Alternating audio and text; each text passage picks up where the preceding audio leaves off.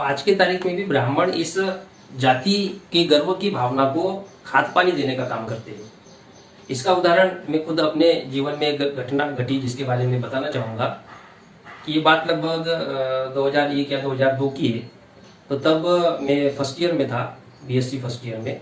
तो जब स्कूल हम पढ़ते थे तो तब मेरा क्लासमेट रहा रमाकांत अय्यर, और हम जिस मोहल्ले में रहते थे वहाँ पर एक पांडे करके लड़का था जो कि हमारी क्लास में था। तो इस तरह रमाकांत अय्यर का घर दूसरे साइड पे था, मेरा घर अलग साइड पे था, और पांडे का घर था जो अलग साइड पे था, लेकिन उस एरिया में ही हम लोग रहते थे। तो उस दरमियान क्या हुआ कि मैंने अपने बहुजन महापुरुषों की केवल 2 ही किताबें पढ़ी थी उस समय।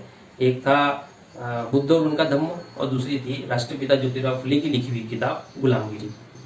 तो अब क्या हुआ कि वो पांडे मेरा दोस्त था। तो वो पांडे एक दिन मेरे पास आया, उसको मालूम था कि मैं और रमाकांत जो है, रमाकांत अय्यर, हम दोनों अच्छे दोस्त हैं। वो मेरे पास आया और ऐसी बातचीत होने लगी।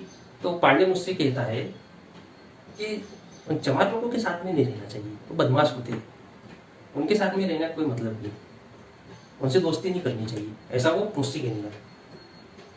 तो मैंने उसको कहा, भोसड़ी के आज के बाद बोलना मत ऐसा, मैं तेरा पिछवाड़ा लाल कर दूंगा, वो सब हमारे भाई है, हम सब एक ही है, तू ऐसे कैसे बोल रहा है जाति का नाम लेके। तो वो पांडे में आश्चर्यचकित हो गया, वो सब मेरी तरफ देखने लगा भेरा के कि भाई इसको क्या हो गया। तो उसने मेरे से कहा, मुझे समझाने की कोशिश की कि बोले मैं तो चमार के बारे में बोल रहा हूँ, तू तो महार है, तू काय के लिए नाराज हो रहा है।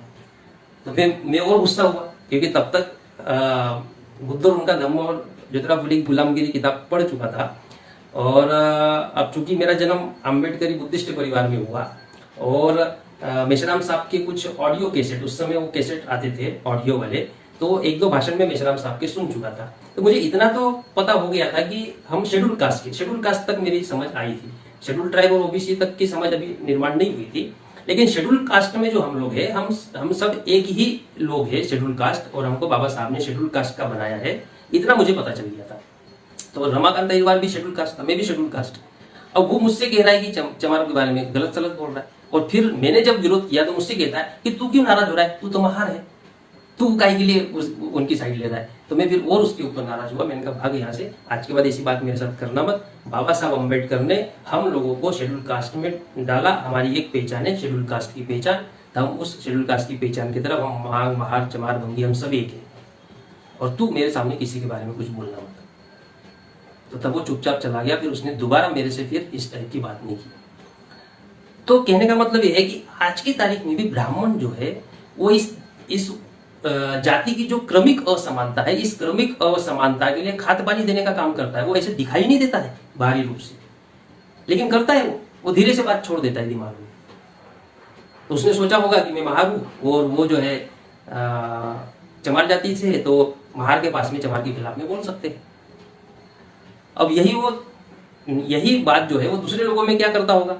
अब चूंकि हम अम्बेडकर वाली या बुद्धिस्ट हो गए, तो वो दूसरे अन्य जाति के लोग जो देवी देवता को मानते हैं, तो कहता होगा कि अरे वो महार तो जो है अम्बेडकर बुद्ध को मानते हैं, और उन्होंने तो छोड़ दिया है, वो घटिया लोग हैं, हमारी हिंदू संस्कृति को छोड़ दिया। यही अन्य जाति के लोगों को समझाते होंगे ना। तो ये जाति के आधार पर जो क्रमिक असमानता है, इसको खाद पानी देने का काम ब्राह्मण आज भी कर रहा है। तो इस तरह साथियों, ब्राह्मणों ने नियम बनाकर मनुस्मृति के आधार पर क्रमिक असमानता को प्रस्तावित करने का काम किया, जो कि असमानता से भी ज्यादा खतरनाक चीज थी। इस क्रमिक असमानता ने हमारे संपूर्ण schedule caste, schedule tribe, OBC, आज के संवैधानिक भाषा में या ब्राह्मणों के अनुसार कहा जाए कि शूद्र अछूतों को संगठित होने से रोका। इस जाति की क्रमिक असमानता ने, और संगठित होने से रोकने के कारण ब्राह्मणवाद और ब्राह्मणी वर्चस्व दीर्घकाल तक बना रहा। इस प्रकार कानून बनाकर शूद्र और अछूतों में जाति व्यवस्था को प्रस्थापित किया गया। यदि मुझसे ये पूछा जाए कि मनुस्मृति को एक लाइन में आप बताओ, अगर मुझसे पूछा जाए कि मनुस्मृति को एक लाइन में आप डिफाइन करिए, तो मैं ये कहूंगा कि जाति के नियमों को बहुजन समाज पर जबरदस्ती थोपना ही मनुस्मृति है। एक लाइन में मेरा ये कहना मनुस्मृति के बारे में रहेगा।